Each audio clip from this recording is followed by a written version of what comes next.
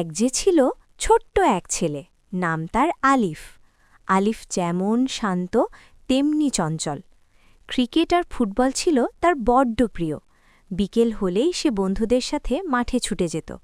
দৌড়ঝাঁপ, হইচই আর অনাবিল হাসিতে ভরে উঠত তার পুরো বিকেল। খেলার পাশাপাশি আলিফের আরেকটা নেশা ছিল, খেলনা গাড়ি আর খেলনা পিস্তল। যখনই সে কোনো খেলনার দোকানের সামনে দিয়ে যেত, বড় বড় চোখে অপলক দৃষ্টিতে তাকিয়ে থাকত সেই রংবেরঙের জিনিসগুলোর দিকে। একদিন আলিফ তার বাবার হাত ধরে আবদার করে বসল। আবদুরের সুরে এসে বলল, বাবা, আমাকে একটা গাড়ি, একটা ফুটবল আর একটা খেলনা পিস্তল কিনে দাও না। বাবা ছেলের মাথায় হাত রেখে মুচকি হাসলেন, পরম মমতায় বললেন, আলিফ সোনা, তুমি যদি মন দিয়ে পড়াশুনো করো তবে নিশ্চয়ই আমি তোমাকে তোমার পছন্দের সব খেলনা কিনে দেব। আলিফের ছোট্ট পরিবারে আরও আছেন তার দাদা আর দিদা। আলিফ তাদের প্রাণের হীরা।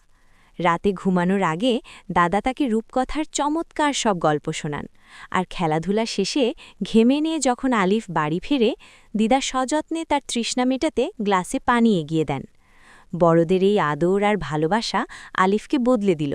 সে মনে মনে বুঝে গেল, বড়দের কথা শুনলে, ঠিকমতো পড়াশুনো করলে আর ভালো ছেলে হয়ে থাকলে সব স্বপ্নই একদিন সত্যি হয়।